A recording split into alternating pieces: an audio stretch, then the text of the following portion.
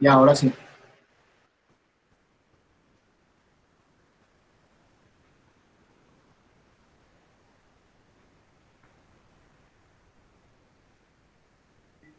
Alguien que me confirme, por favor, si pueden ver la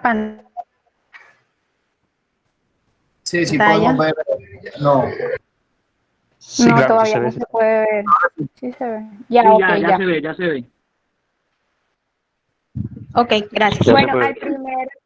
bueno, vamos a iniciar. El primer grupo nos tocó la sentencia C-260 del 2015, que habla de la clasificación y los elementos del tributo. La sentencia, la magistrada ponente es la doctora Gloria Estela Ortiz Delgado y el demandante es Jorge Iván Cano Berrío. La sentencia es del 6 de mayo del 2015. Continúa, por favor. Ok, entonces la sentencia es de inconstitucionalidad demandando el parágrafo segundo del artículo 15 de la ley 1579 del 2012, por la cual se expide el Estatuto del Registro de Instrumentos Públicos y se dictan las otras disposiciones. El ciudadano Jorge Iván Cano alega que se vulneró la Carta Política así. Primero, se desconoció el principio de unidad de materia de contenido del artículo 158 de la Constitución y se apartó del principio de consecutividad, consagrando en los artículos 157, 160 y 161 del texto superior, y se vulneró el artículo 294 de la Carta, al establecer los beneficios y excepciones de tributos de las entidades territoriales. Entonces vamos a empezar a tocar los conceptos que tiene como inicio la Corte. Entonces, el tributo. Precisamente eso es lo que nos interesa, más que a la decisión que llegó, si lo declararon exequible o inexequible el artículo, lo que nos interesa son los conceptos que desarrolla la Corte Constitucional a lo largo de la sentencia. Ok, yo voy a iniciar con el concepto que da la Corte y más adelante los compañeros lo van a ir desglosando un poco más. El concepto de tributo en la Constitución y como ha sido entendido por la Corte comprende, primero, un sentido amplio y genérico, pues en su definición están contenidos los impuestos, tasas y contribuciones. ¿Esto qué quiere decir? Que dentro del concepto de tributo vamos a encontrar todo lo que es impuestos, tasas y contribuciones. Constituye un ingreso público destinado al financiamiento de la satisfacción de las necesidades por parte del Estado a través del gasto. ¿Esto qué quiere decir? De que todo ingreso público va a ser destinado a las satisfacciones de las necesidades del Estado. O sea, es algo así como si nosotros le retribuyéramos al Estado lo que ellos hacen por nosotros. Tercero, tiene origen en la ley como expresión de la potestad tributaria. Más que retribuirle es entregar el dinero para que el Estado pueda funcionar, porque sin dinero nadie puede prestarse. No camina realmente el país. Exactamente. Bueno, tercero, tiene origen en la ley como expresión de la potestad tributaria, derivada del poder de imperio, además de una manifestación del principio de representación popular. ¿Esto qué quiere decir? Que el Estado es el que tiene, pues digamos, la potestad de dar las indicaciones con respecto a los tributos. Y su naturaleza es coactiva. ¿Esto qué quiere decir?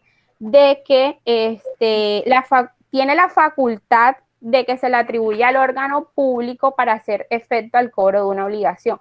O sea, es algo así como un pago a favor directo, o sea, no tiene necesidad de ir a reclamar a ningún lado, sino de que ella automáticamente puede hacer cobro de este. Que puede sacar la plata del bolsillo sin tu permiso. Exactamente. Bueno, vamos a ver ahora un poco de las características del impuesto. Los impuestos configuran una categoría de tributo que se caracterizan por ser una prestación de naturaleza unilateral, es decir, expresan un poder de imperio en cabeza del Estado ejercido a través del establecimiento legal. Creo que está claro que obviamente está en cabeza del Estado y que él puede hacer disposición de él. Pausa ahí. Entonces tenemos que el tributo es el género. Sí, señor. El género, lo más amplio. E impuesto es una categoría de tributo. Entonces sí, ahora vamos a ver la clasificación de los tributos.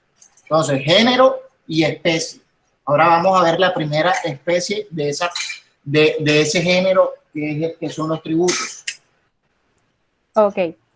Entonces, pero yo aquí como tal voy a hablar un poco de las características del impuesto y ya más adelante mis compañeros sí le van a ir desglosando cada uno de estos. Adelante. Ok. Ser una prestación de naturaleza unilateral, es decir, expresan un poder de imperio en cabeza del Estado ejercido a través de su establecimiento legal, o sea que va en cabeza del Estado. Segundo, el hecho generador que lo sustenta refleja la capacidad económica que lo contribuye. En la clase pasada el profesor nos estaba explicando de que el hecho generador es aquella actividad económica que da origen a la obligación tributaria. ¿Ok? Entonces vamos ahí en el hilo. Se cobra indiscriminadamente a todo ciudadano o a grupo social. O sea, esto no es como que un impuesto va destinado a Sandra Hoyos, a César Mesa o a cualquier otra persona, sino que va destinado a un grupo de personas en específico. No incorpora una prestación directa a favor del contribuyente y a cargo del Estado. Ay, no logro ver.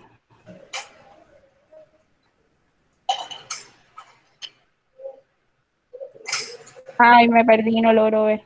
Mi vida, dale, yo, de todas formas, lo que tú estás explicando, yo lo voy a explicar ahora. Entonces, listo.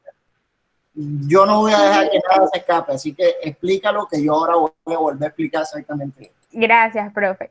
Y su pago es obligatorio y no es opcional ni discrecional. Pues ya lo había de que igual, como ya habíamos hablado que el tributo, su naturaleza es coactiva, pues obviamente el impuesto también tiene esta característica de que pueden en cualquier momento pues hacer pues el cobro de sin necesidad de ir directamente a buscar a alguien que me apruebe si te cobro o no te puedo cobrar. Y el Estado dispone de él con base en prioridades distintas a las del obligado con la carga impositiva. ¿Esto qué quiere decir? De que el Estado obviamente dispone de estos dineros o de estos impuestos y tributos para lo que ellos consideren de que es necesario. No sé si el profesor va a explicar algo ahora o ya puedo pasar a la otra diapositiva. Termina de hablar que yo voy a explicar eso. Ok, listo. Y vamos a hablar de la excepción en materia tributaria. Entonces, exención. Considera la sala que las exenciones en materia tributaria constituyen que es un beneficio, puesto que se cumple el hecho generador, pero no se despliegan los efectos del gravamen o se producen de manera parcial y que deben fijarse por la vía legislativa. Otra característica es que deben respetar los principios de equidad y de eficiencia y progresividad. ¿Qué es esto? Esto es como un beneficio, bueno, no, ya aquí hay la palabra beneficio, es un... ¿Cómo podríamos decirlo? Bueno, te ayudo, como mira. Una excepción. Las exenciones son una situación en la cual se encuentra el contribuyente donde sí es sujeto pasivo del impuesto y sí se configura el hecho generador, pero se le excluye una parte o se le hace un trato diferencial en relación con una circunstancia específica. Por ejemplo, para los trabajadores en el impuesto de renta tienen el 25% exento, que entonces se configura una diferencia entre exenciones y exclusiones. Entonces, la exención es cuando la persona es sujeto pasivo, incurre en el hecho generador, debe pagarlo, pero se le da un trato diferencial o un beneficio en relación con el pago de ese tributo. Diferente a la exclusión, que es cuando no se configura el hecho generador del impuesto y por lo tanto no se le debe cobrar nada a esa persona. Entonces son dos palabras o dos situaciones. Las palabras se parecen, pero las situaciones jurídicas son distintas. Entonces, esto es un beneficio que se le da al contribuyente en relación con determinada situación para el pago de un tributo. Continúa. Listo. Bueno, muy importante eso, que este beneficio debe estar estipulado en la ley, únicamente en la ley. Esto no es como que por ser mi primo, por ser mi vecino, no voy a pagar algo, simplemente esto está estipulado en la ley. Continúa mi compañera Caterine.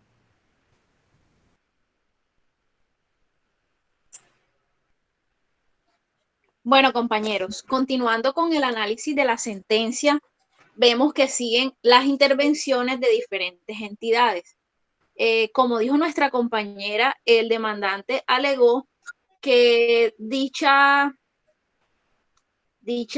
parágrafo violaba o vulneraba 3 principios fundamentales, que eran el principio de unidad de materia, el principio de consecutividad y el principio de autonomía de entidades territoriales. Entonces quiero hablarle primero un poquito de esos principios para que tengamos más o menos idea, algo así ya como conciso.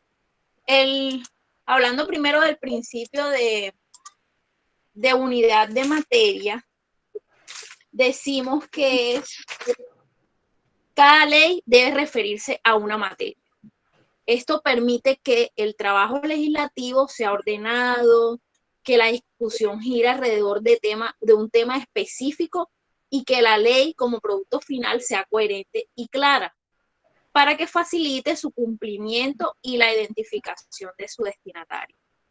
El principio de consecutividad es en virtud del cual las leyes deben cumplir con un trámite previsto en el artículo 157 de la Carta de la Constitución Política antes de ser promulgado. Hace parte del proceso democrático y deliberativo necesario para la actualización del sistema jurídico. Y por último, el principio de autonomía de entidades territoriales. Ya todo el mundo sabe que la autonomía de que gozan las entidades territoriales debe desarrollarse dentro de los marcos señalados también en la Constitución Política y con plena observancia de las condiciones que establezca la ley, como corresponde a un Estado social de derecho constituido en forma de república unitaria. Ahora bien, empecemos con las intervenciones.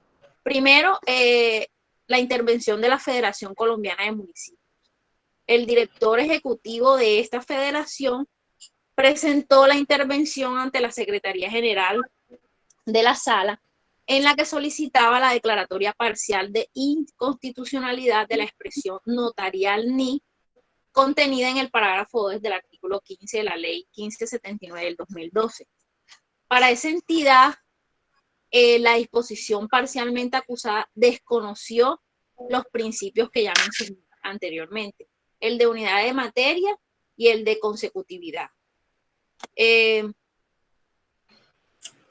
Estos principios los desconoció. ¿Por qué? Porque a pesar de que el notariado y el registro son materias complementarias, lo cierto es que la ley representa una ruptura, puesto que su contenido se refiere únicamente a la materia registral sin que por parte alguna exista ninguna alusión al quehacer de los notarios. O sea, no se encuentra una relación alguna entre los impuestos que graban los actos notariales y la totalidad de lo que habla la ley 1579. O sea, por ninguna otra parte se regula el tema notarial de ninguna clase. Entonces, esa relación existe. Y también dice que desconoce el principio de autonomía de las entidades territoriales. Ahora bien, la Universidad Externada de Colombia, también a cargo del director, presentó intervención en la que solicitó a la Corte declarar la constitucionalidad de la ley.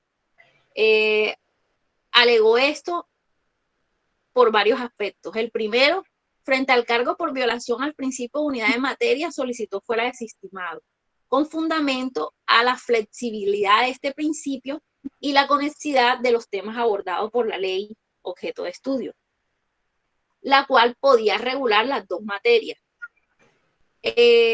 También para él no se desconoció el principio de consecutividad, puesto que en el cuarto debate discutido en la Cámara de Representantes, publicado en la Gaceta número 241 de 2012, se pudo observar que se debatió y se aprobó el parágrafo 2 del artículo 15 acusado, contrario a lo que había afirmado el demandante.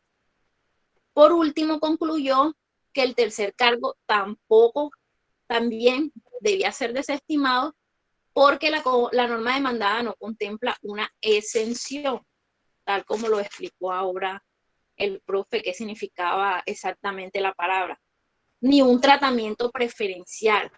¿Qué fue lo que hizo el legislador? Delimitó el hecho generador de los tributos en la actividad descrita en esa disposición demandada. Ahora, respecto al Ministerio de Hacienda y Crédito Público, a través de apoderado judicial presentó intervención donde solicitaba la declaratoria de exequibilidad de la norma acusada con base en los siguientes argumentos. El primer argumento fue la ineptitud sustantiva de la demanda frente a los cargos por violación de los artículos 157, 158, 160 y 161 de la Constitución, puesto que según el actor se limitó a la mera transcripción de la norma y la jurisprudencia existente relacionada con los cargos. O sea, no hizo un hilo conductor que permitiera dar claridad sobre las razones en las que esta disposición demandada desconoce la Constitución. O sea, solo el demandante se limitó a transcribirla, pero no explicó cuál era el hilo conductor que le daba a él el derecho o la razón para asistir que estaban vulnerados.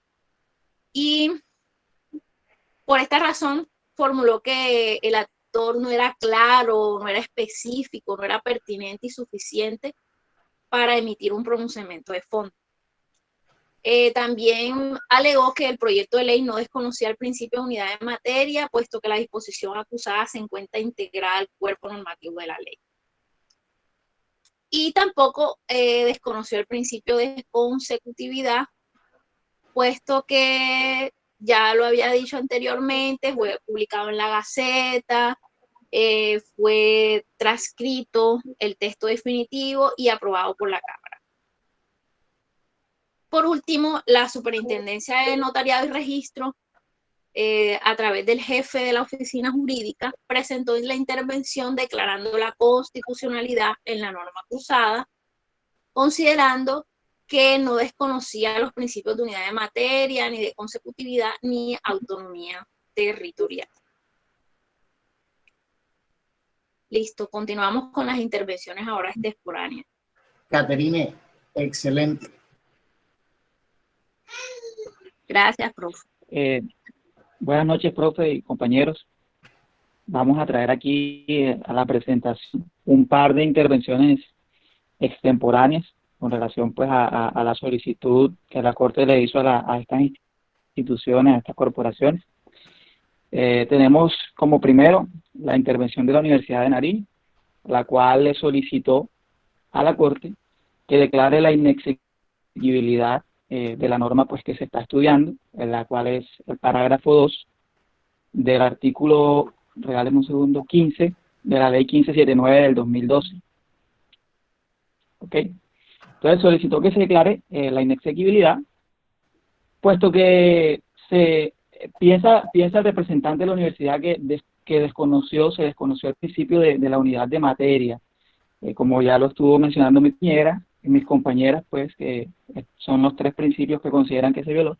El de la unidad de materia, como primeramente, ya que manifiesta el representante de la universidad que no hay una conexidad ni una temática causal, no hay una relación con los objetivos principales de la ley. Listo. Y también considera la Universidad de Nariño que se viola también el principio de autonomía de las entidades territoriales. Y mencionan algo que me llama mucho la atención, y me permito citar tal cual como ellos lo mencionan, que debe considerarse una transgresión aún mayor del núcleo esencial del principio constitucional de autonomía territorial que el de fijar por parte del Congreso todos los elementos de la obligación impositiva de un tributo territorial, el prohibir a los entes territoriales toda posibilidad de establecer a futuro una obligación impositiva de un tributo territorial. Es decir, para la Universidad de Nariño es peor, diciéndolo en palabras castizas, el prohibirle a las entidades territoriales de pleno que puedan establecer una obligación, un tributo territorial, a que de pronto el Congreso le fija algunos elementos en cuanto a un tributo de carácter territorial. Entonces, esto lo considera el representante de la Universidad de Nariño como una transgresión peor a los principios de constitucionalidad, en particular a el de autonomía territorial. Y también se recibió de manera extemporánea el concepto del Procurador General de la Nación, el cual le solicita a la Corte que se declare inhibida para proferir un pronunciamiento de fondo sobre los vicios que el actor menciona que se hayan podido incurrir por parte del legislador en ¿cómo se diría?, en la inclusión de este parágrafo, puesto que el actor, como bien sabemos, el demandante, menciona que este parágrafo se incluyó no en los debates, sino en una fase de conciliación posterior a los debates. Entonces, él manifiesta que se violó allí el principio de consecutividad y aquí el procurador está diciéndonos en su intervención que ya eso caducó. La opción de poder demandar esa acción, ese vicio, ya caducó, puesto que nos cita el numeral 3 del artículo 242 de la Constitución. Ahí, permítame, lo voy a leer, profe, qué pena. Allí ese numeral nos dice que las acciones por vicio de forma caducan en el término de 1 año contando desde la publicación del respectivo acto. Es decir, la publicación de este acto fue en octubre del 2012, lo cual significa que caducaba, según el Procurador General de la Nación, en octubre del 2013 la posibilidad de acudir por el vicio de fondo. Y la demanda se presenta en agosto del 2014. Entonces allí solicita pues el procurador que la Corte se declare inhibida para proferir un pronunciamiento de fondo. Adicional a eso, también solicita que se declare inhibida para pronunciarse por una ineptitud sustancial de la demanda. Ineptitud sustancial de la demanda. Y como petición sustancial, en caso de que no se tenga en cuenta pues estas dos peticiones anteriores, que se declare la exequibilidad de la norma que se está demandando. Ok. Como lo expliqué anteriormente, las dos solicitudes que hace el Ministerio Público, el agente del Ministerio Público, en este caso el procurador, se basan en el primero, en lo que les expliqué, que el proyecto de ley caducó la posibilidad de demandar por vicio de fondo el 1 de octubre del 2013. Y en el otro, en lo que refiere al principio de autonomía territorial, dice que no supera las condiciones mínimas para un pronunciamiento de fondo, puesto que el actor no realiza una exposición lo suficientemente argumentativa que tenga en cuenta el auténtico contenido del parágrafo que se está acusando. O sea, aquí nos manifiesta que el actor en la demanda no hace una argumentación lo suficientemente fuerte con relación a la norma que se está demandando para que se pueda tener en cuenta un estudio por parte de la Corte Constitucional y su posterior pronunciamiento.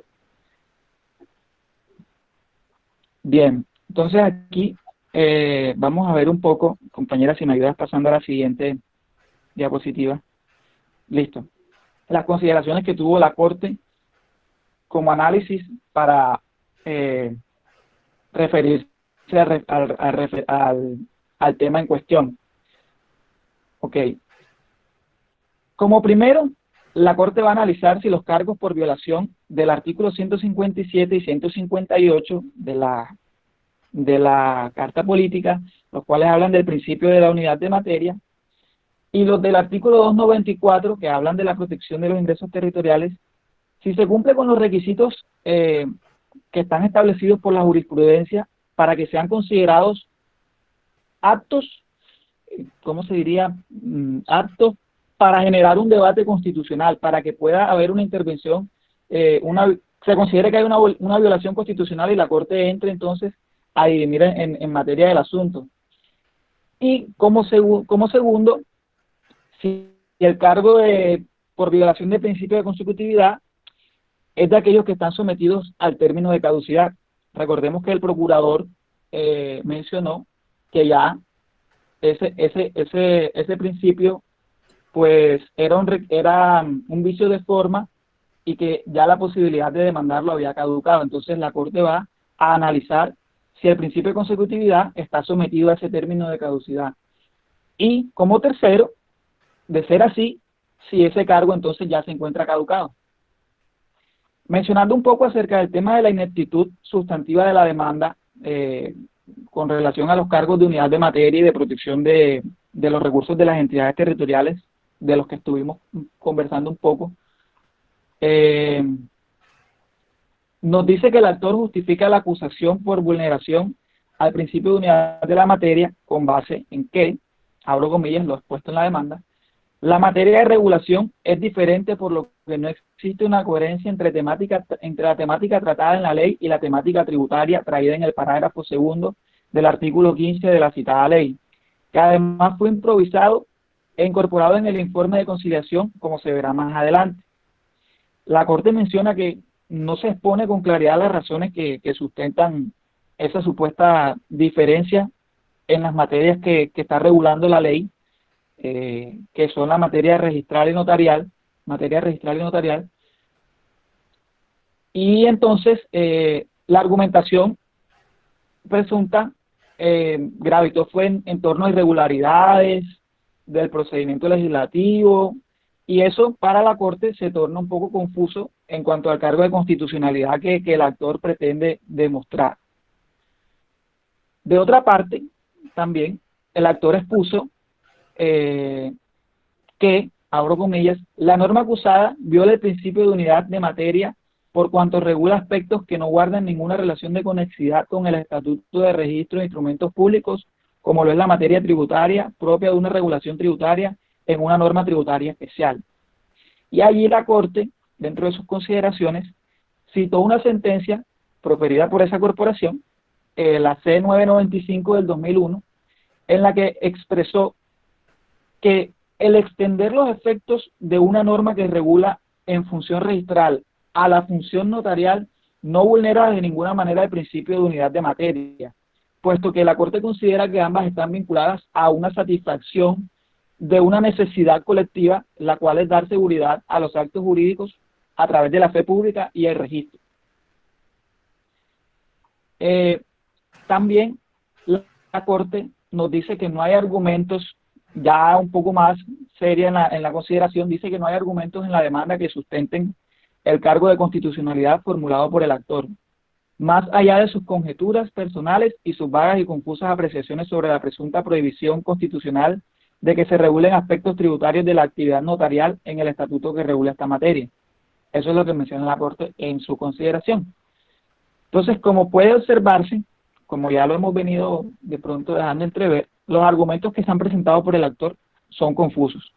Para la Corte son confusos y no guardan ninguna relación lógica, se basan más que todo, según lo que la Corte manifiesta en el entendido que tuve de la lectura de la sentencia, en apreciaciones personales, y que para la Corte no generan ni siquiera una duda de constitucionalidad de la norma que se está demandando en cuanto al principio de la unidad de materia se refiere. Y entonces en ese orden de ideas, la Sala decide en su consideración que no puede abordar un examen de fondo al cargo presentado por la vulneración del principio de unidad de materia ante la existencia de una ineptitud sustantiva de la demanda, como el Procurador General lo mencionó. Y se considera entonces que hay una inhibición por parte de la corporación respecto de este cargo. Ahora, continuando, mi compañero Luis va a hablar un poco acerca del tema de la caducidad que solicitaron en las intervenciones de algunas de las corporaciones. Muchas gracias. Muy bien, Aldrich. Buenas noches. Bueno, continuando con la exposición del compañero, de los compañeros, seguimos con la caducidad de la acción de inconstitucionalidad por el cargo de violación al principio de consecutividad. Bueno, sabemos que el principio de consecutividad exige que los proyectos de ley se tramiten en 4 debates de manera sucesiva en las comisiones y en las plenarias de las cámaras legislativas, salvo las excepciones constitucionales o legales. Ese es el concepto de principio de consecutividad. Bueno, en virtud de la cual las leyes deben cumplir con el trámite previsto en el artículo 157 de la Carta Política. Voy a leer acá el artículo 157 que nos dice que ningún proyecto será ley sin los requisitos siguientes. 1. Haber sido publicado oficialmente por el Congreso antes de darle curso a la comisión respectiva. Y 2.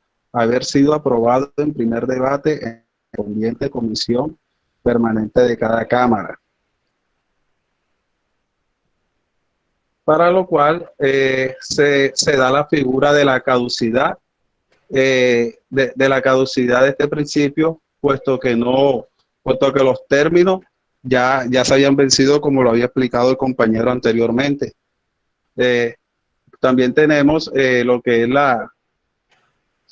hablamos un poco sobre la ley 1579 de 2012, por la cual se pide el estatuto de registro de instrumentos públicos y se dictan otras disposiciones. Como ya lo hayan explicado las compañeras anteriormente, bueno, la verdad es que hay muchos conceptos que la Corte vuelve, repite muchísimas veces y los encontramos reiteradas veces en toda la sentencia. Podemos ver que en la cual se considera la consecutividad como un vicio de forma, por ejemplo, en la conclusión que se llega a la sentencia 042 del 2006, en la que se manifestó que, al ser promulgada, hace parte del proceso democrático y deliberativo necesario para la actualización del sistema jurídico. La inobservancia de este principio ha sido considerada como un vicio de trámite que puede acarrear la inexequibilidad de una determinada norma.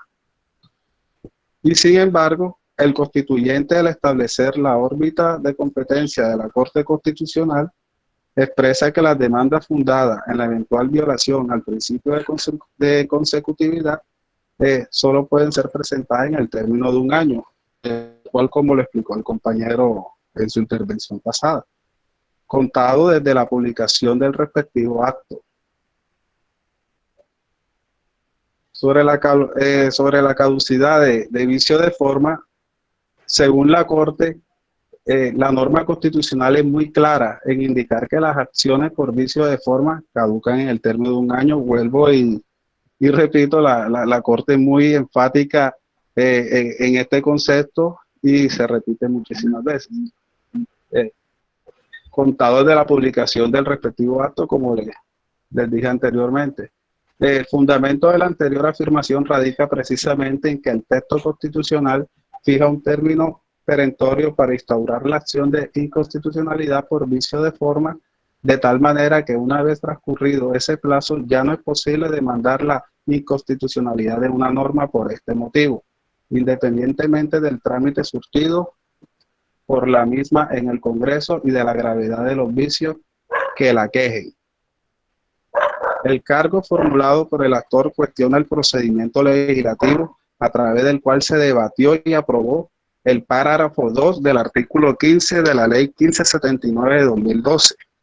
Sin embargo, por disposición del numeral tercero del artículo 242 de la Constitución, dice a la acción de constitucionalidad por este vicio de forma, es decir, ha caducado.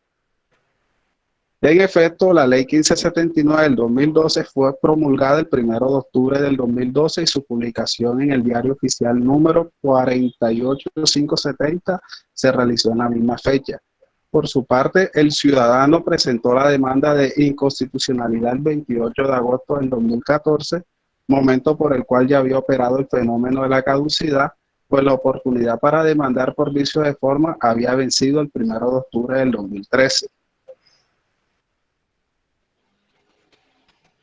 Entre los cargos de inconstitucionalidad por violación al principio de autonomía de las entidades territoriales contenido en el artículo 294 de la Constitución, tenemos que, primero, es claro, ya que sigue un hilo conductor que permite comprender el contenido de la demanda y los argumentos que la justifica, puesto que el actor es enfático en señalar que la disposición acusada desconoció la prohibición contenida en el artículo 294 de la Constitución, que protege la autonomía de las entidades territoriales al establecer una excepción tributaria que afecta a los ingresos corrientes de los municipios y departamentos.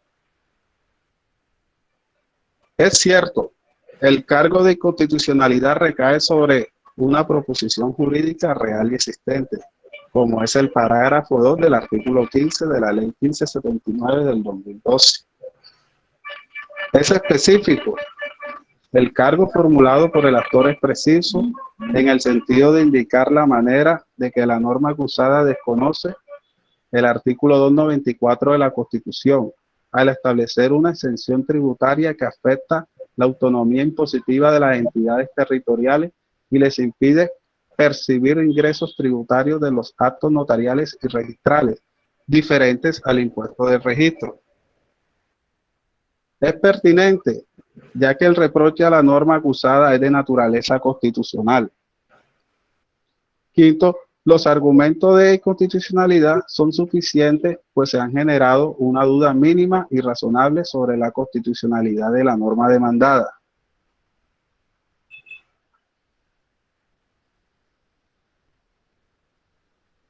Aquí continúa el compañero. Muchas gracias. Continúo. Sí, Silvia Maciel. Buenas noches, listo.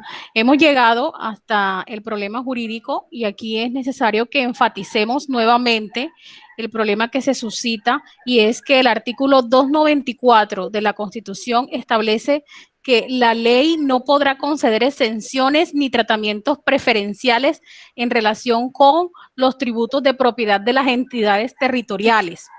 Y la controversia se da porque la ley, el parágrafo 2 del artículo 15 de la ley 1579 del 2012 establece que ningún acto notarial ni de registro podrá ser grabado con impuestos, tasas o contribuciones municipales o departamentales, con excepción del impuesto de registro autorizado por la ley 223 del 95 y las que lo modifiquen o adicionen. En este sentido, el problema jurídico que se debe resolver en el marco del derecho es que si la prohibición contenida en esta norma acusada constituye una exención o un tratamiento preferencial que afecta a los tributos municipales o departamentales que pudieran generar los actos notariales y de registro de tal forma que se vulnere el artículo 294 de la Constitución que aquí se cita. Entonces, para dar solución a este problema o a esta cuestión planteada, lo que hace la sala es abordar 4 aspectos, donde el primero es el estudio de la tributación en el derecho colombiano, ¿ya? Y de esa manera poder estudiar algunos aspectos relevantes como la naturaleza jurídica, las clases del tributo, sus elementos, el hecho generador, los supuestos que no son sujetos, las exenciones y los beneficios tributarios. Luego, como segunda medida, tratar el tema de las competencias del Congreso de la República y de las entidades territoriales en materia tributaria, así como su ejercicio bajo los principios de Estado unitario y autonomía.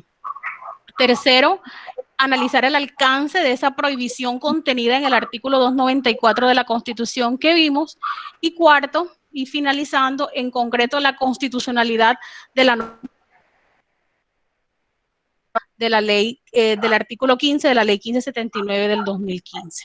Bien, entonces entrando en materia en ese primer punto, para esa solución planteada, se aborda el estudio del tributo en el derecho colombiano y allí su naturaleza jurídica.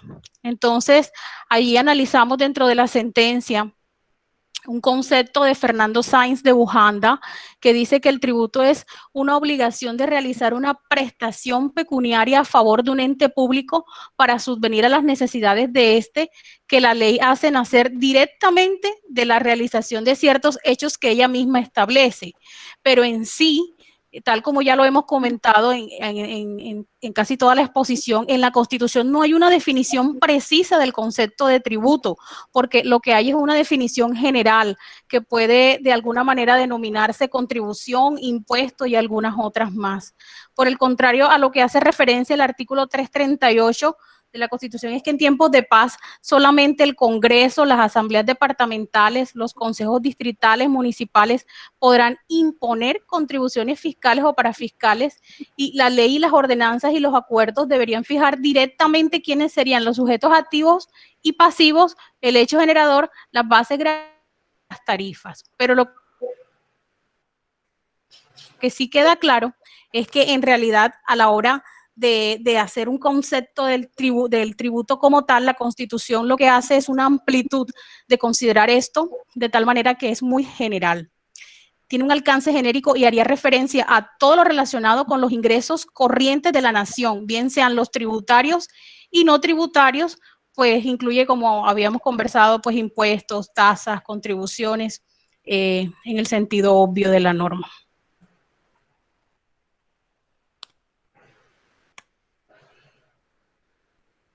Entonces, ahora continúa. Gracias.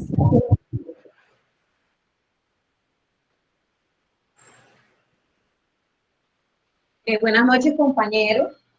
Silvia Olga, excelente. Gracias, profe. Te fajaste.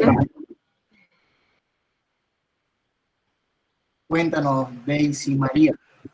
Bueno, buenas noches, profe. A mí me corresponden las clases de tributo. Sácala del estado. De honrón.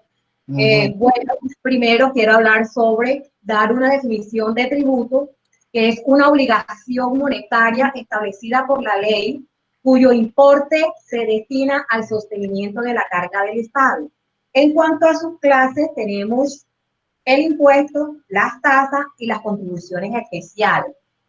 La Corte, en cuanto al impuesto, la Corte Suprema de Justicia, en sentencia de 20 de mayo de 1966, expresa que el impuesto es una prestación pecuniaria que debe erogar el contribuyente y se cubre con el solo hecho de ser ciudadano.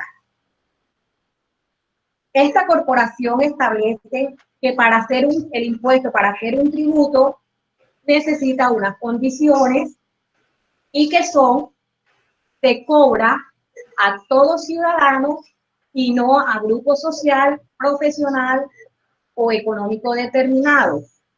También que no guarda relación directa con un beneficio derivado por el contribuyente. Otra condición es que no se destina a un servicio público específico, sino a los servicios necesarios.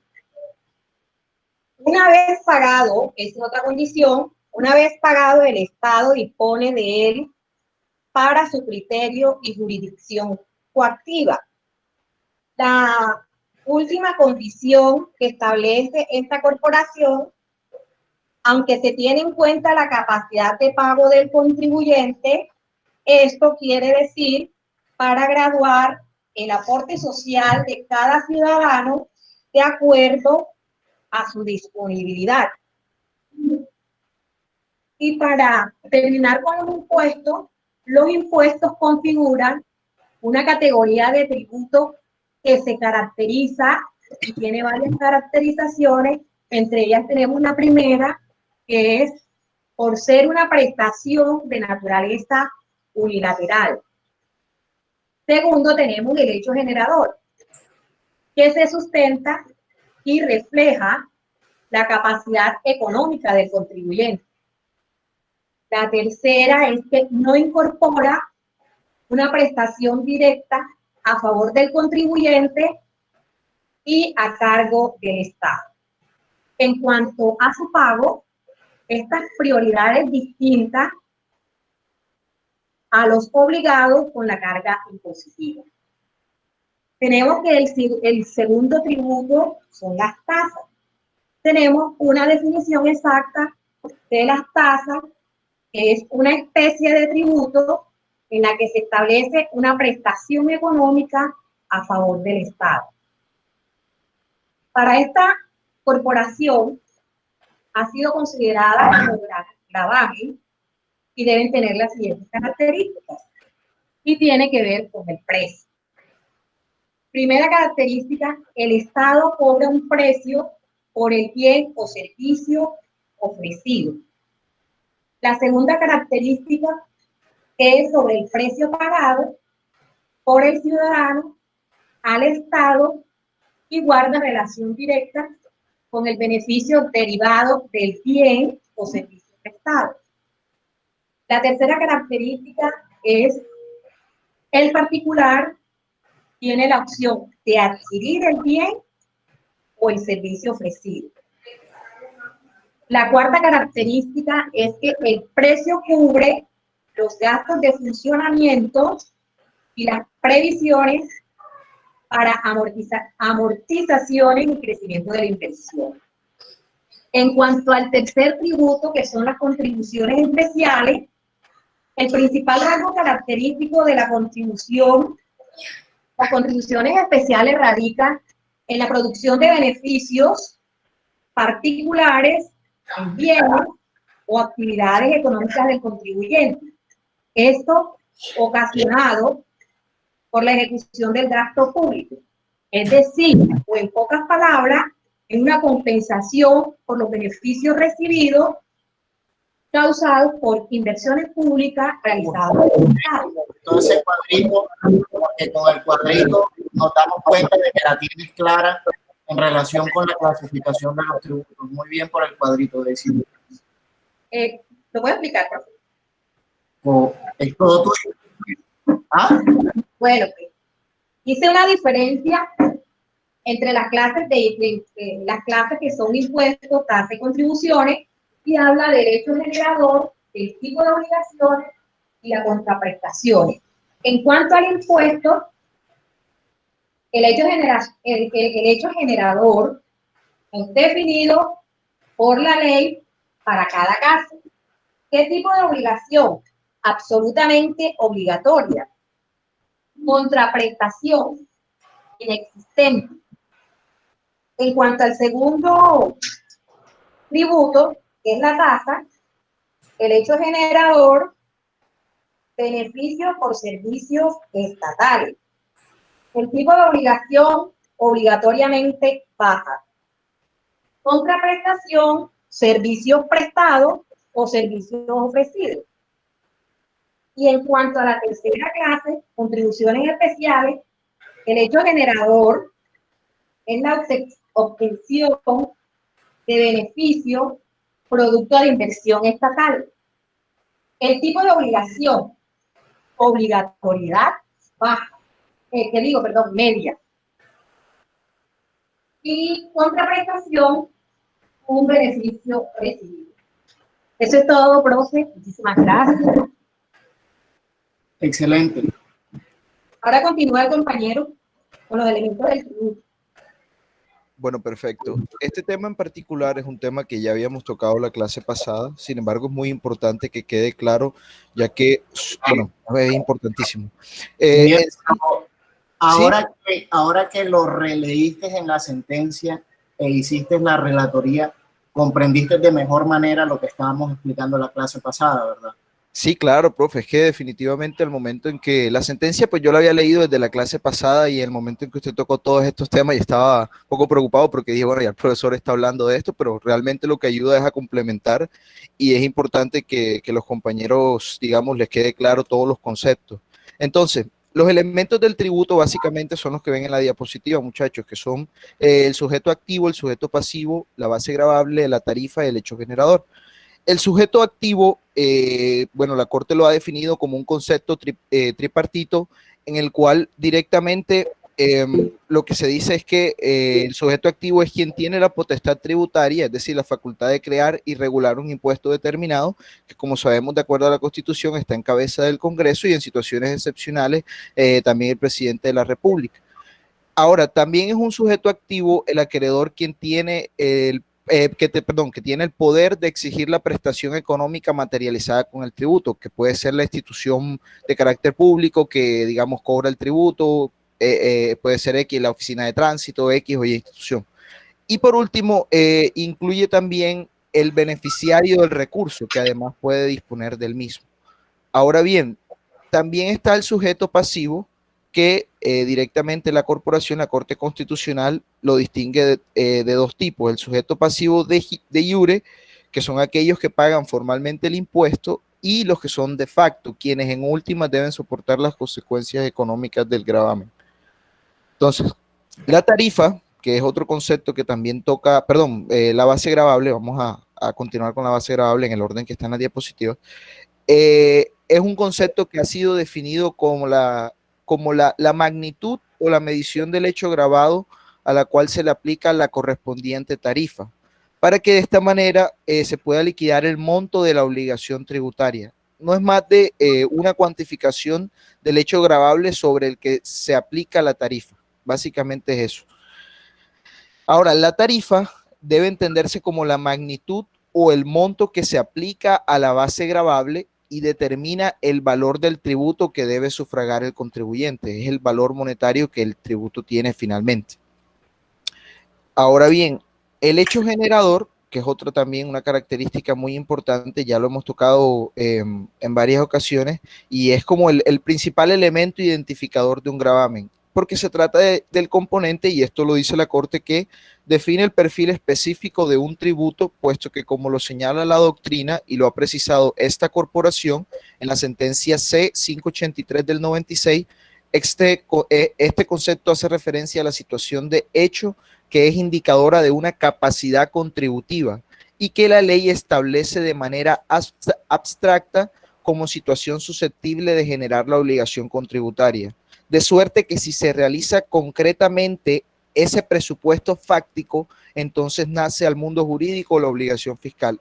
Es decir, ese comportamiento que se realiza que hace que se le establezca la obligación tributaria. Ahora, algo muy importante, puedes pasar a la siguiente. Es lo que el profesor había tocado, que aquí en la sentencia también lo comenta, que son las exenciones. La exención básicamente, y es una definición que ha dado el Consejo de Estado, es como una norma de carácter excepcional y que consiste en que la ley excluye de la aplicación del impuesto determinados actos o personas que normalmente estarían gravados. Entonces, directamente lo que son las exenciones es eso. Digamos que un sujeto pasivo, la ley establece que debe estar obligatoriamente, digamos, tiene que pagar X o Y impuestos, pues de pronto la ley establece, y estos son de manera taxativa, que dice aquí que es la exención necesariamente debe estar establecida en la ley, puesto que significa excluir de un gravamen o impuesto actos o personas que la ley ha considerado afectadas como el mismo. Entonces, es muy importante aclarar eso, que siempre una exención tiene que estar establecida en la ley. Ahora, la Corte también hace una distinción, que era lo que decía el profesor, que hay una cuestión que se llama las exenciones y hay otras que son los supuestos de no sujeción.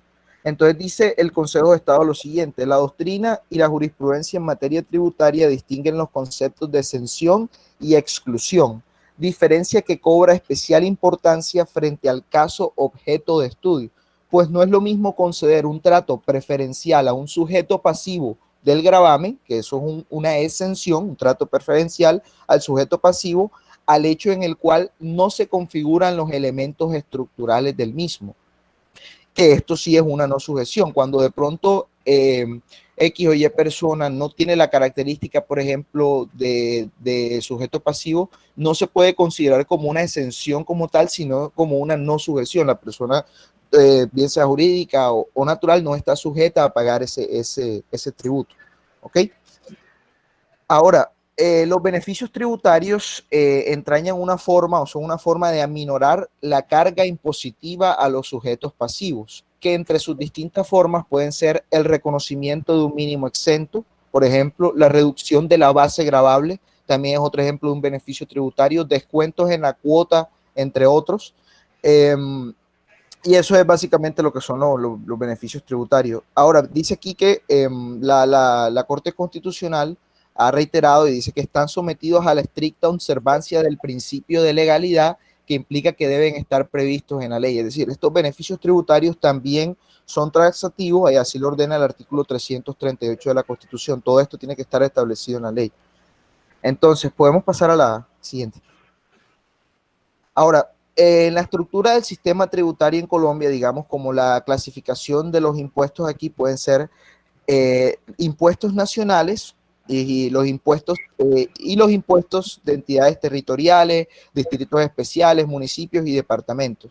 Ahora, en materia de impuestos nacionales, estos se clasifican como puede ser directos, como por ejemplo la renta y el patrimonio, y también pueden ser de carácter indirecto, que los más relevantes en este caso pueden ser el impuesto del IVA, al valor agregado, arancel de aduana, el impuesto de timbre, gravamen de los movimientos financieros, entre otros. Estos son impuestos de carácter nacional. Ahora, los impuestos de carácter departamental, como se puede pasar a la siguiente, por favor. Gracias. Los impuestos de carácter departamental se pueden encontrar estos distintos: los impuestos selectivos al consumo, impuesto de vehículos automotores, registro sobre tasa a la gasolina, entre otros. ¿Sí? Que cada, digamos, departamento pueden esos impuestos variar. Digamos, no es lo mismo que usted quizá vaya a pagar, no sé, los papeles de un vehículo en determinada locación en Barranquilla, por ejemplo, los pagó en Sincelejo o los pagó en Barranquilla. Pueden haber tarifas distintas en los impuestos. Ahora, el sistema tributario sobre los municipios, digamos, se encuentran tributos sobre la propiedad inmueble, por ejemplo, el predial, que contempla el impuesto nacional predial unificado, la contribución por valorización y el impuesto de delineación urbana, impuesto de industria, comercio, avisos y tableros, espectáculos públicos, entre otros. Entonces, básicamente, esta es como la clasificación que tienen los impuestos en Colombia. Gracias, profe. Excelente, Miguel. Ya puedes dictar derecho tributario. ¿Quién continúa? Puedes pasar a la siguiente. Esa diapositiva sí aparte mía, pero ya lo expliqué. Dale.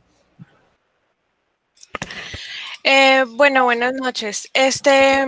Siguiendo con las planteaciones que propone la Corte, uno de los puntos a dirimir era si el parágrafo acusado del artículo 15 de la Ley 1579 de 2012 vulnera el principio de autonomía de las entidades territoriales contenido en el artículo 294 de la Constitución.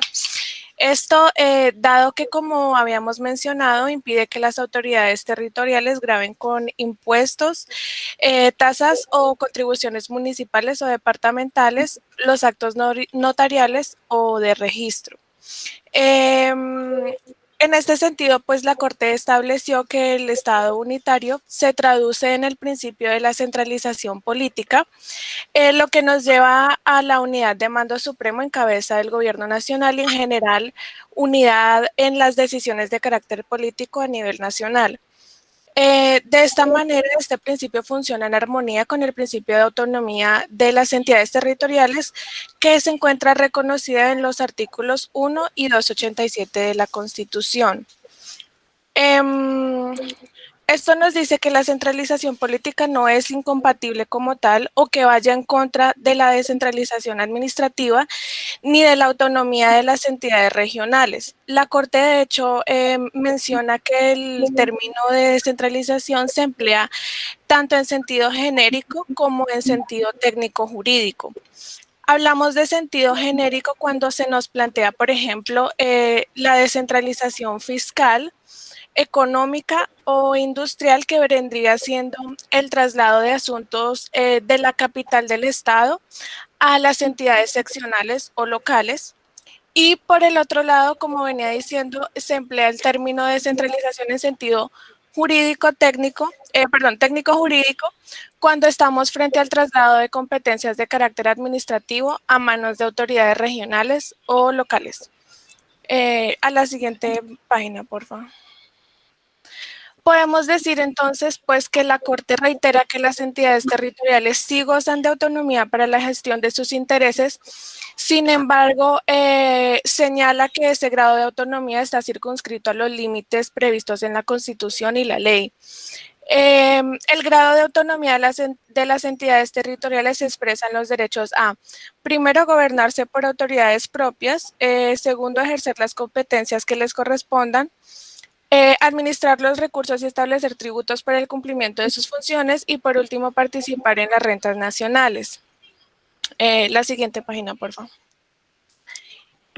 Bueno, pues de esta manera podemos concluir entonces que el limitante del Congreso en materia tributaria es la prohibición de establecer exenciones y tratamientos preferenciales sobre tributos de propiedad de las entidades territoriales. Sin embargo, esta prohibición solo aplica a recursos propios de las entidades territoriales y que tengan la característica de endógenos, es decir, que nazcan de la misma entidad territorial, pero no aplican para los que hayan sido cedidos o trasladados desde la nación.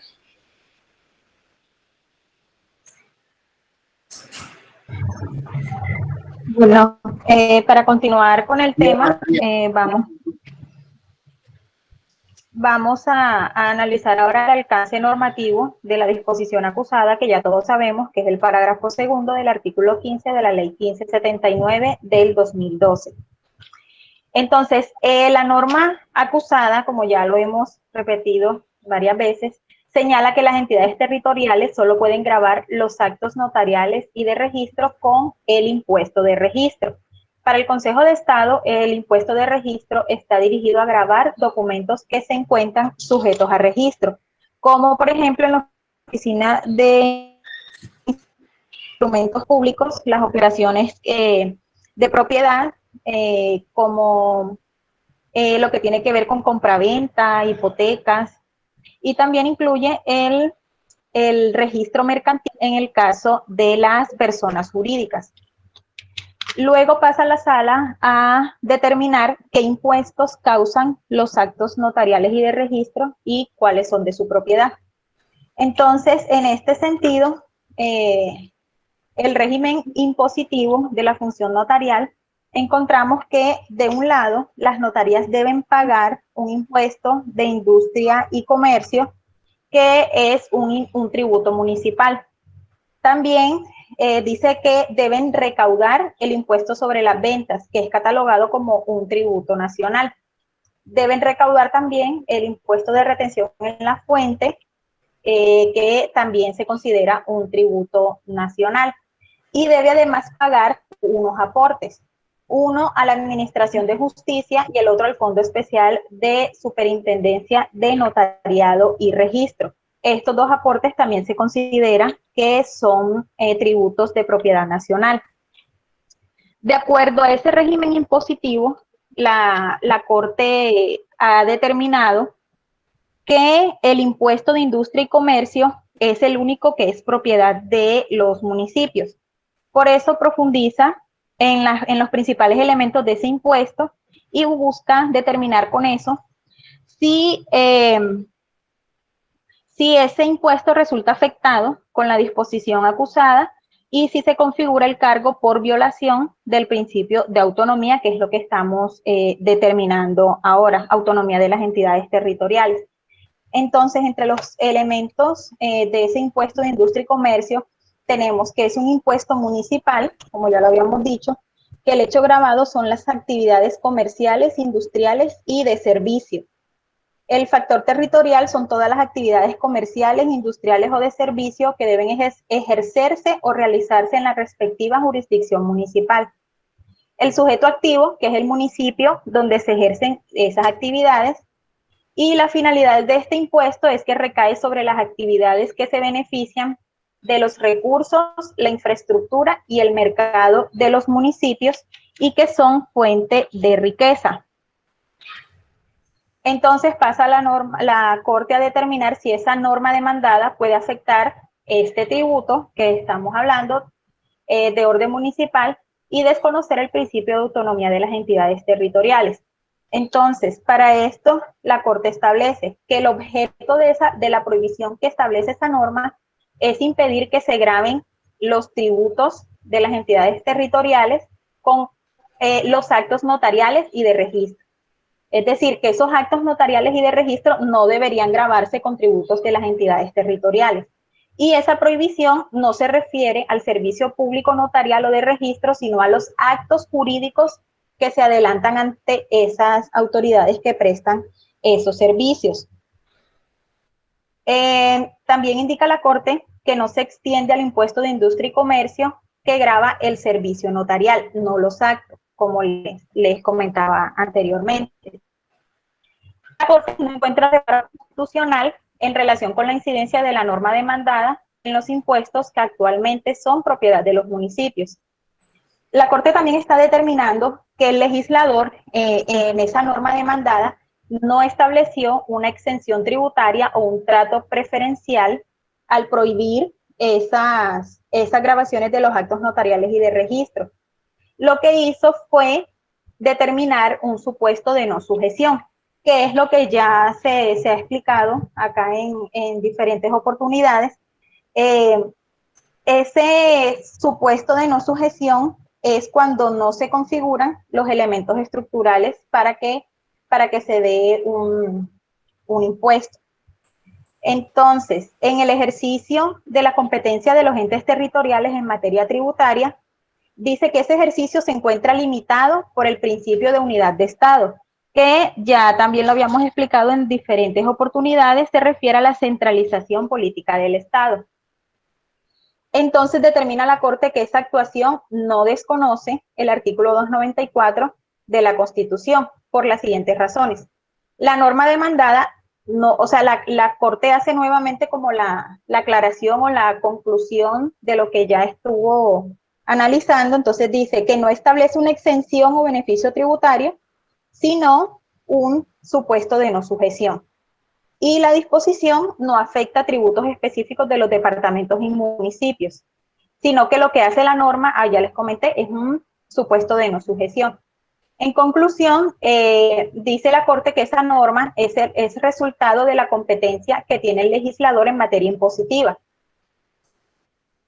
No vacía de contenido el principio de autonomía, ni tampoco desconoce la prohibición contenida en el artículo 294 de la Constitución. La prohibición se refiere a la creación legal de exenciones o tratamientos preferenciales en materia de propiedad de las entidades territoriales. No estableció, como ya lo comenté, ese tratamiento preferencial. Y lo que hizo fue que estableció como supuestos de no sujeción los actos notariales o de registro, que es diferente a establecer una exención. Por eso la Corte declara exequible el parágrafo 2 del artículo 15 de la Ley 1570 del 2002. Muchas gracias, eso es todo. Excelente. Distingue entre, volvemos al mismo punto, entre exención y exclusión, que es el supuesto de no sujeción. Entonces, llega a esa conclusión. Bueno, tengo que decir algo en relación con la presentación del grupo. Yo veo mucho esfuerzo, en esa presentación, dedicación, tiempo, organización, bastante estudio y comprensión de lectura del documento. Hicieron un excelente análisis jurisprudencial de esa sentencia que aspiro y espero los haya llenado de amor en relación con el tema que estamos tratando, que se encariñen y se engomen con el tema del derecho tributario y especialmente con esta parte general que hasta el momento estamos tratando. Felicito al grupo y en realidad estoy viendo que más que un trabajo individual, aunque todos lo hicieron bien, fue un trabajo de grupo que me gustó y las cosas hay que reconocerlas. Por eso yo les voy a dar la nota, porque esta exposición viene siendo la nota del parcial, del primer parcial. E hicieron un magnífico trabajo con esa relatoría, con la elaboración de las diapositivas, con la interpretación de cada uno, denota que le sacaron tiempo para ponerse a estudiar el tema. Y como grupo, a todos les voy a asignar un 5. Todos tienen 5, los del primer grupo, como nota del primer parcial. La monitora entonces va a tomar nota de que las personas del primer parcial tienen 5. Espero que esto que yo les estoy diciendo sea como reconocimiento a su mérito, sea un aliciente para que se sigan esforzando, así como lo hicieron en esta presentación, porque apenas es la primera nota. Vienen 2 trabajos más. Entonces, de la misma manera que hicieron también este trabajo, yo espero que ese mismo esfuerzo lo repliquen en los otros 2 trabajos con los cuales vamos a tomar las otras 2 notas. Y quiero manifestarles así a los demás compañeros de la clase y ponerles de ejemplo a este primer grupo que la sacaron del estadio con esta exposición, se los pongo de ejemplo, que puedan generar ese mismo esfuerzo y nivel de dedicación como todos ellos que se sentaron, leyeron su sentencia, la entendieron, la explicaron al detalle e hicieron un magnífico trabajo. Me gustaría que los otros grupos que vienen pudieran replicar ese mismo trabajo que ha hecho este primer grupo de exposición. Algunos, todos expusieron bien, algunos mucho mejor que otros, pero la nota es para todos, todos tienen 5 y bueno, la clase la voy a montar en YouTube también. Por favor, envíenme a mi correo o con la monitora, eso sí, de manera inmediata. La envían cuando todos envíen las notas, pero ya saben que su nota del primer parcial es de 5. Entonces, para la próxima clase viene el grupo número 2. Espero que expongan igual o mejor que este primer grupo. Y bueno, felicitarlos al primer grupo, les deseo lo mejor, que sigan en ese camino y que se llenen de amor por esto que estamos estudiando. A Katy, a María Fernanda, a Miguel, a Daisy, a Silvia, a Luis, a Aldrich, a Caterine y a Sandra, que hicieron unas buenas intervenciones. Entonces, muchas gracias. No sé si alguien tiene algo que decir. Tienen el uso de la palabra.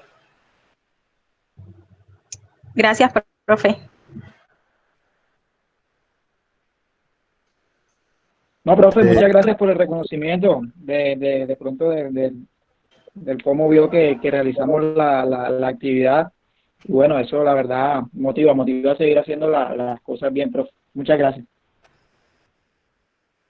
Claro, es el punto, que se motiven a seguir haciendo las cosas bien.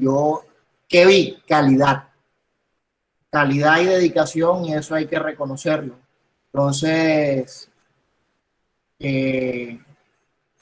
espero que el próximo lunes, aun cuando es festivo, vamos a dar la clase y nos vamos a conectar a las 6 de la tarde para poder extendernos un poquito más, ir supliendo las necesidades de tiempo que hemos tenido. Se prepara el grupo 2 con una buena exposición. Yo voy a explicar, voy a dar mi clase magistral y luego el grupo 2 va a tomar la palabra y va a hacer su intervención. Entonces, en esos términos, concluimos esta clase y nos vemos el próximo lunes. Muchísimas gracias a todos por su tiempo y poder compartir este escenario de reflexiones jurídicas y de retroalimentación entre sus conceptos y los que yo planteo aquí en esta clase. Muchísimas gracias. A usted, profe, muchas gracias. Muchas gracias, profe, que tenga una feliz noche. Gracias, profe. Gracias, profe, igualmente. Gracias, profesor, que descanse. Bueno, feliz noche, profe. Gracias, profe. Gracias, compañeros.